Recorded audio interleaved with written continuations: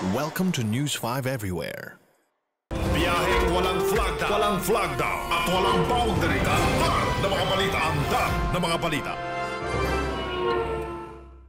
Marami pong halimbawa ang pinamalas na isang nursing board top-notcher na taga Cebu na magpapatunay na alang imposible po sa buhay. At ngayon, ay live natin siya makakarap para pag-usapan ang kanyang bagong achievement. Magandang tanghali, maayong udto kanimo. Congratulations, Miss Beverly Ann Balagon. And thank you. Okay, una, siguro nais naming malaman kung sino si Miss Beverly Balagon. Po, ay 20 years old.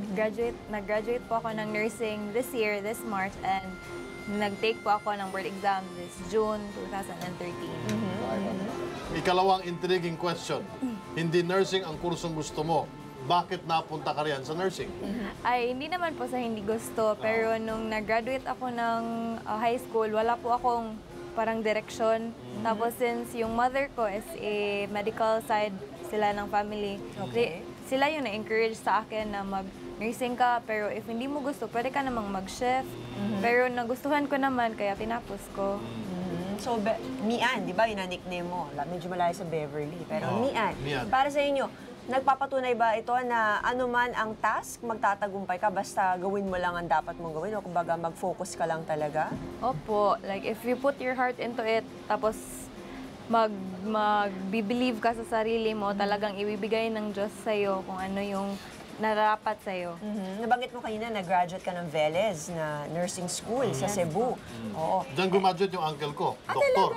Oo, doktor na ngayon colonel na sa PNP. Ayun. So, parang they really produce good products. Pero sa tingin mo ba, may kinalaman yung school mo? Ano naman ang message mo sa mga ka-eskwela mo doon na gusto rin maging tulad mo?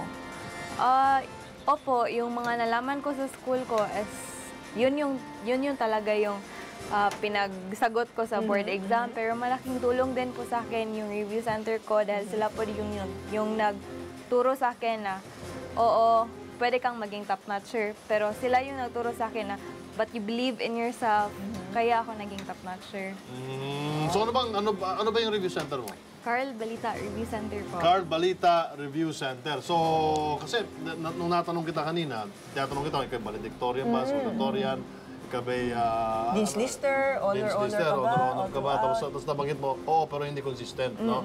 So, ibig sabihin pala, dun sa Carl Balita Review Center, pwede kang maging top-notcher kahit hindi ka valedictorian o yung mga summa cum laude. Siguro po, pero kahit saan naman po, pero kung gugustuhin mo talaga, kasi sabi nga ni Sir Carl, being a top-notcher is a choice.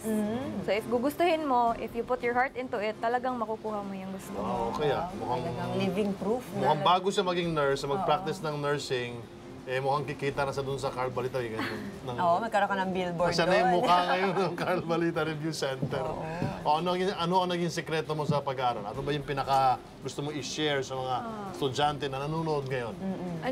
Yung mindset ko nung estudyante pa ako is, iniisip ko na talaga na after I graduate, talagang mahirap yung race sa nursing na career. So, while nag-study pa ako, talagang binibigay ko na ang lahat para once I graduate, I know I have an edge. Kasi binigay ko yung lahat. And I'm so thankful din sa school ko na Velez dahil sa mga tinuro nila sa akin. And also for the review centers dahil ni-reinforce nila at nag-motivate nila ako na mag-believe sa aking sarili. Maganda yung pagkaka-describe niya na yung mga natutunan mo sa school mo, sa Velez, na-reinforce at na-motivate ka pa ng review center. Kung baga together, talagang kaya mo na pag- Parang law lang pala yan, no? Saan ka nag-review sa law? UP. UP. So may review, may in-house? Oo, meron din. Pero marami kasi ibang review schools din. Doon ako sa mura, sa UP. Dayaman-yaman mo. Anong susunod mong plano, Mian? Ngayon po is wala po akong concrete na plan kasi marami pong nag-o-open ng opportunities. Of course, number one. And talagang na-overwhelm pa ako sa experience ngayon, kaya taking in the experience muna ako ngayon. Okay. Mangingibang bansa ka ba? Nasa plano mo rin ba yan kahit sa long term or in the future? Balak mo bang doon magtrabaho?